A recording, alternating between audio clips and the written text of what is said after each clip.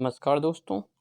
हम माध्यमिक शिक्षा बोर्ड राजस्थान अजमेर द्वारा कक्षा 9, 10, 11 एवं 12 के लिए नवीन पाठ्यक्रमानुसार प्रकाशित पुस्तक नवीन हिंदी व्याकरण एवं रचना को पढ़ रहे थे। हमने इसका एक पाठ पूरा कर लिया।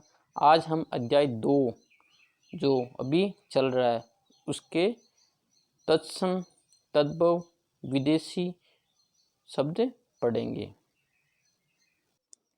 पिछली कक्षा में हमने तत्सम शब्द पढ़ लिए थे। आज हम देशज शब्द पढ़ेंगे। देशज शब्द किसी भाषा में प्रचलित वे शब्द जो क्षेत्रीय जनता द्वारा आवश्यकता अनुसार गढ़ लिए जाते हैं देशज शब्द कहलाते हैं। अर्थात भाषा के अपने शब्दों को देशज शब्द कहते हैं। साथ ही वे शब्द भी देशज शब्द की श्रेणी में आते हैं जिनके स्रोत का कोई पता नहीं है तथा हिंदी में संस्कृत इतर भारतीय भाषाओं में आ गए हैं।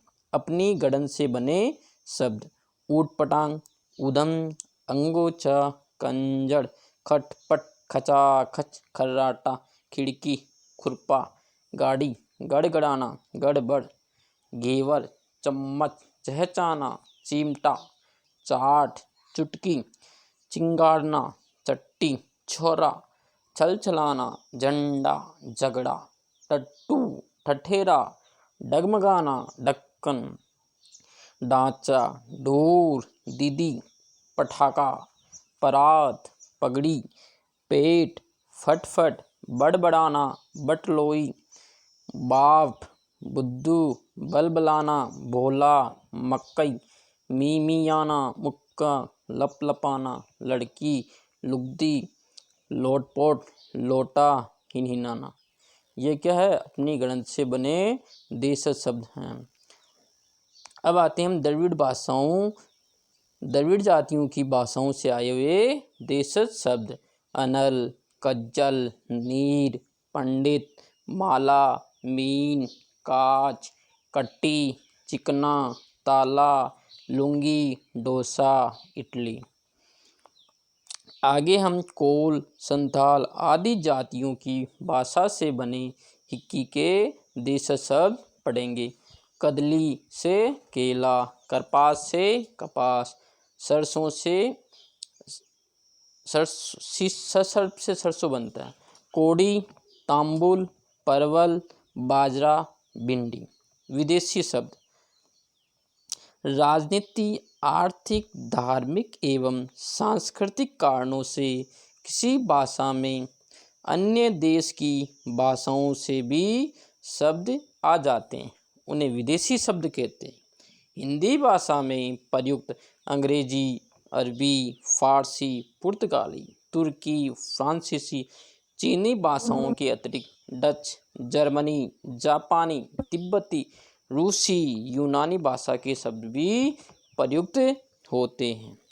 अंग्रेजी भाषा के शब्द जो पर्याय हिंदी में प्रयुक्त होते हैं। अंडरवियर, अलमारी, अस्पताल, engineer, x ray, agent, MP, class, clerk, collector, copy, car, camera, case, coat, cricket, guard, cheque, tyre, tube, television, tailor, teacher, truck, double bed, doctor, draft, nib, post card, pen, platform, powder, polling, parliament, puncture, film, file, football, bus, building, bank, band, brush, bush shirt, badminton, master, magistrate, member, university, uniform, radio, register, rail,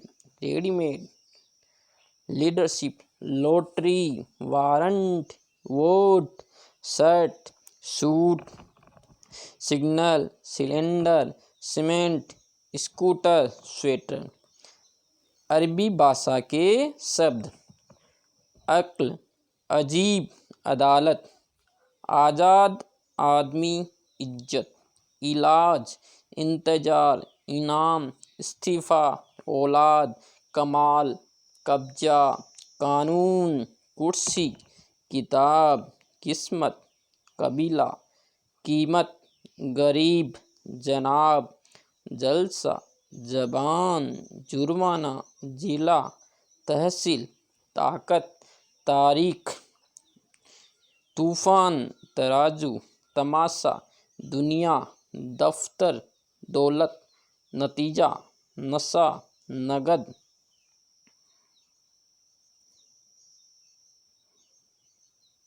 फ़कीर, फैसला, बहस, मदद, मतलब, लिफाफा, वकील, शतरंज, शादी, सुबह, हलवाई, हिम्मत, हिसाब, हुक्म। फारसी के शब्द अखबार, अमरूद, आराम, आवारा, आसमान, आतिशबाजी, आमदनी, कमर, कारीगर, कमीना, कुश्ती, खराब, खर्च, खजाना, खून, खुश्क, गवाह, गुब्बारा, गुलाब, जानवर, जेब, जगह, जमीन, जलेबी, तनख्वाह, तबाह, दर्जी, दवा, दरवाजा, दीवार, नमक, नेक, बीमार, मजदूर, मलाई, यार, लगाम, शेर, शराब, सूखा, सूद, शेर, सौदागर, सुल्तान, सुल्फा।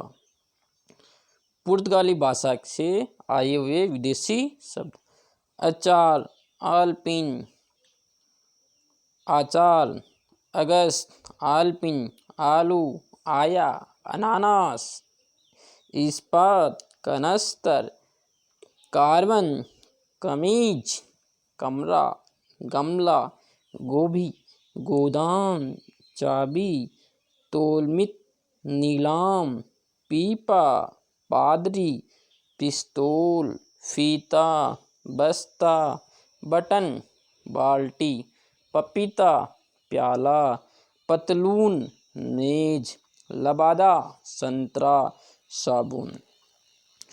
तुर्की भाषा से आए हुए विदेशी शब्द आका, उर्दू, एलची, काबू, खां, केची, काबू, कुर्की, कलंगी, कालीन, खंजर, खां, चाक, चिक, चेचक, चुगली, चोगा, तमगा, तमाशा, तोप, बारूद, बावर्ची, बीवी, बेगम, बहादुर, मुगल, लाश।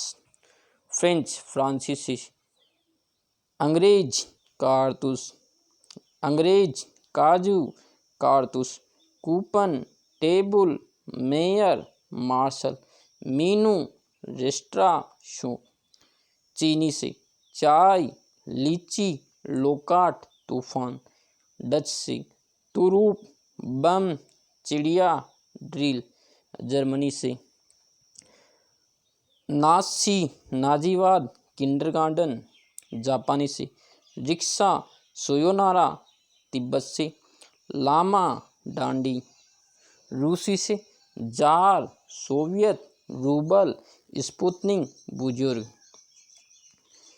यूनानी से academy, atom, Atlas, telephone, Bible. संकर शब्द हिंदी में वे शब्द जो दो अलग अलग भाषाओं के शब्दों को मिलाकर बना लिए गए हैं, संकर शब्द कहलाते हैं। अग्निबोट, अग्नि संस्कृत का है और बोट अंग्रेजी का। टिकट घर, टिकट अंग्रेजी का है और घर हिंदी। तपेदिक, तप फारसी, दिक अरबी का।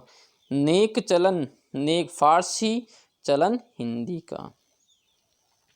नेक नियत, नेक फारसी का है, नियत अरबी। बेआब, बे फारसी का है, आब अरबी का। बेडंगा, बे फारसी का है, डंगा हिंदी का। बेकायदा, बे फारसी का है, कायदा अरबी का।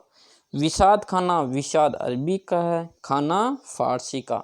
सजा प्राप्त, सजा फारसी का है, प्राप्त हिंदी का। रेलगाड़ी, रेल अंग्रेजी का है, गाड़ी हिंदी का। उड़न तस्त्री, उड़न हिंदी का है, तस्त्री फारसी का। कवि दरबार, कवि हिंदी का है, दरबार फारसी का। बम वर्षा, बम अंग्रेजी का है, वर्षा फारसी का। जांच करता, जांच फारसी का है, करता हिंदी का है। रचना के आधार पर शब्दों की रचना प्रक्रिया के आधार पर हिंदी भाषा के शब्दों के 3 भेद किए जाते हैं: रूढ़ शब्द, यौगिक शब्द और योग रूढ़ शब्द। अर्थात रचना के आधार पर शब्द को 3 भागों में बांट सकते हैं, एक तो रूढ़ शब्द, यौगिक शब्द और योग रूढ़ शब्द। अब हम आगे देखते हैं इनके बारे में विस्तृत। 1 नंबर पर आता है रूढ़ शब्द। वे शब्द जो किसी व्यक्ति, स्थान, प्राणी और वस्तु के लिए वर्षों से प्रयुक्त होने के कारण किसी विशिष्ट अर्थ में प्रचलित हो गए हैं, रूढ़ शब्द कहलाते हैं।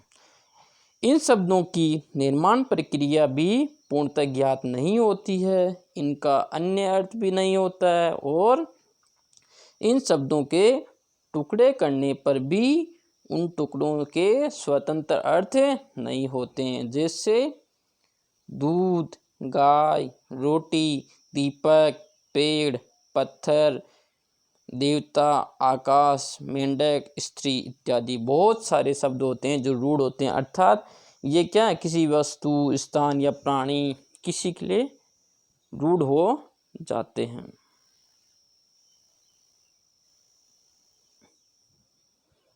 यौगिक शब्द, वे शब्द जो 2 या 2 से अधिक शब्दों के योग से बने होते हैं। यौगिक नाम से ही पता चलता है कि मतलब योग होकर बनते हैं।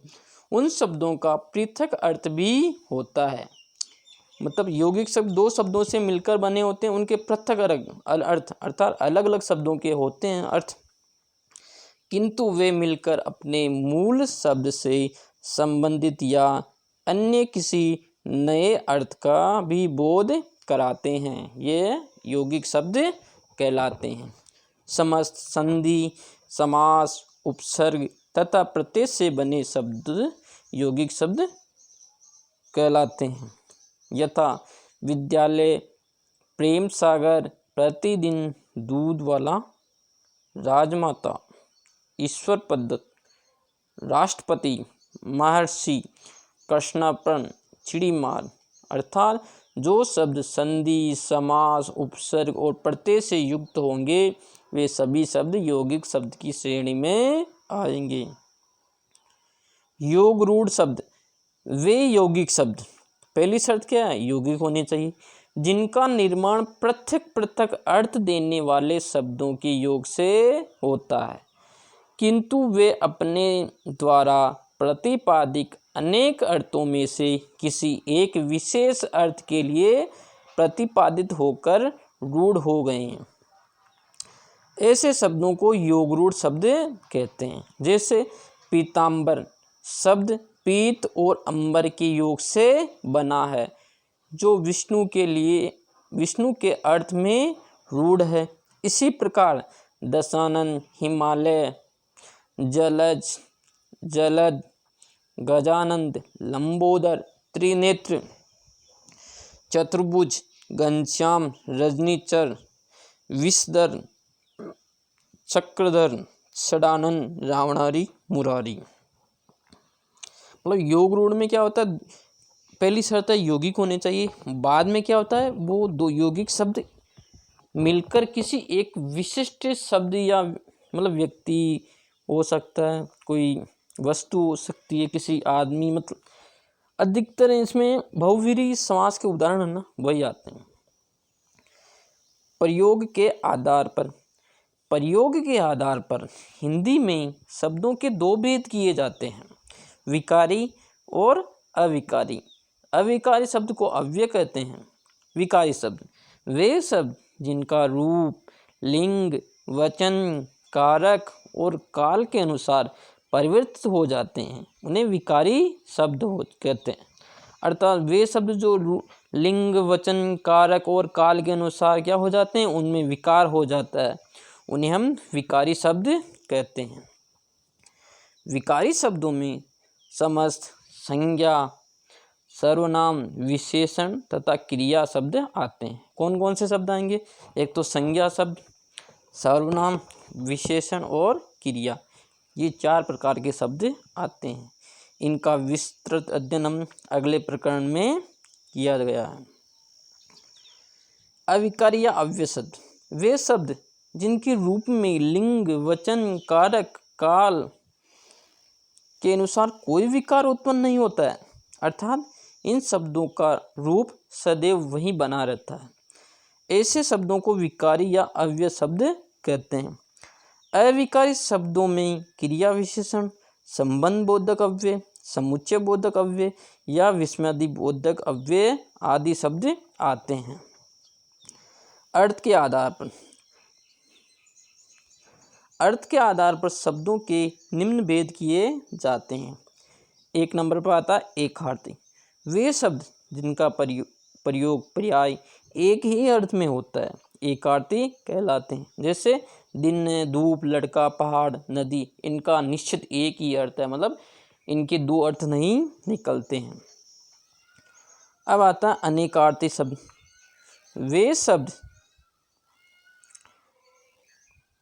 वे शब्द जिनके एक से अधिक अर्थ होते हैं तथा उनका प्रयोग अलग अलग अर्थ में होता है।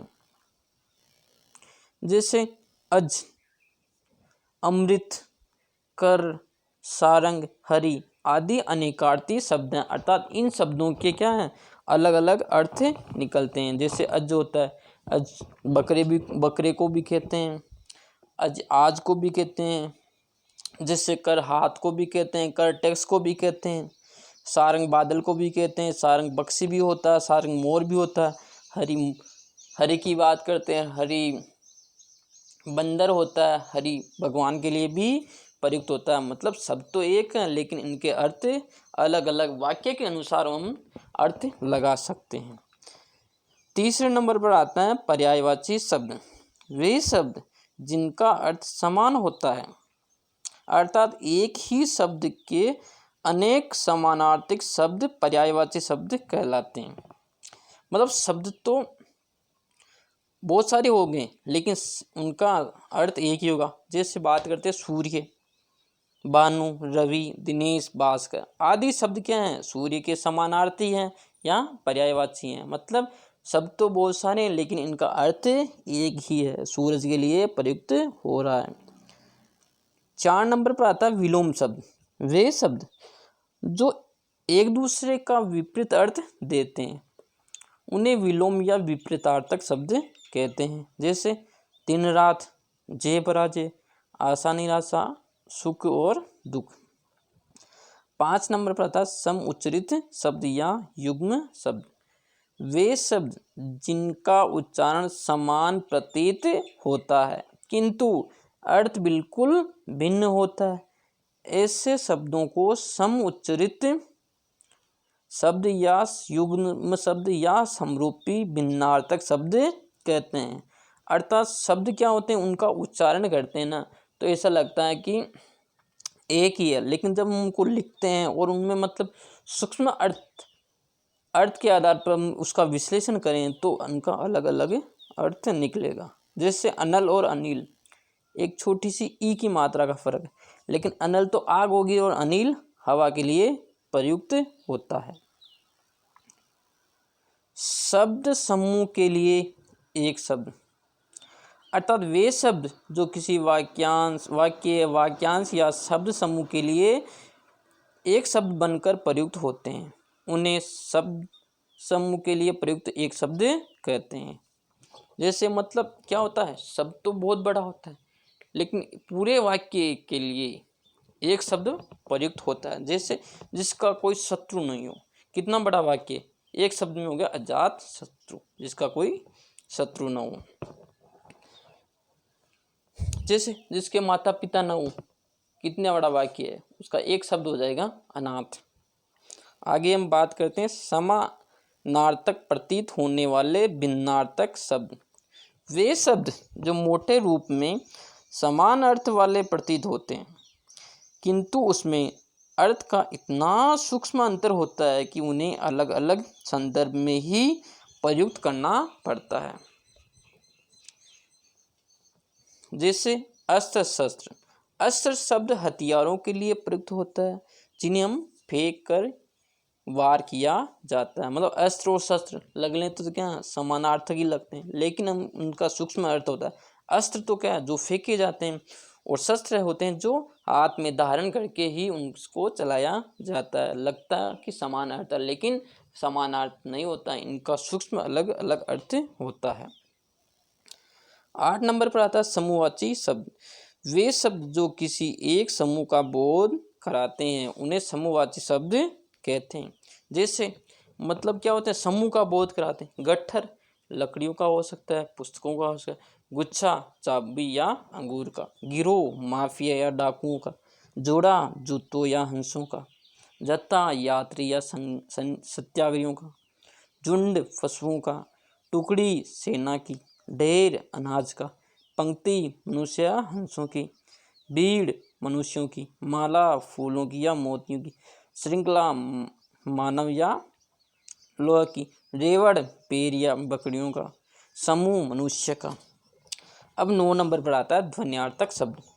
वे ध्वन्यात्मक शब्द जिनका अर्थ ध्वनियों पर आधारित होता है, इनको निम्न उपभेदों में बांट सकते हैं। पशुओं की बोलियां। किलकिलाना बंदर। गुर्राना चीता। दहाड़ना शेर। भौंकना कुत्ता। रेंकना गधा। हिनहिनाना घोड़ा। डकारना बैल। चिंगाड़ना हाथी। फुफकारना सांप। मिमियाना भेड़ या बकरी। रंबाना गाय। गुंजाना भौरा। टर्राना मेंढक। म्याऊं बिल्ली। बलबलाना ऊंट। ऊआ हुआ गीदड़। पक्षियों की बोलियां।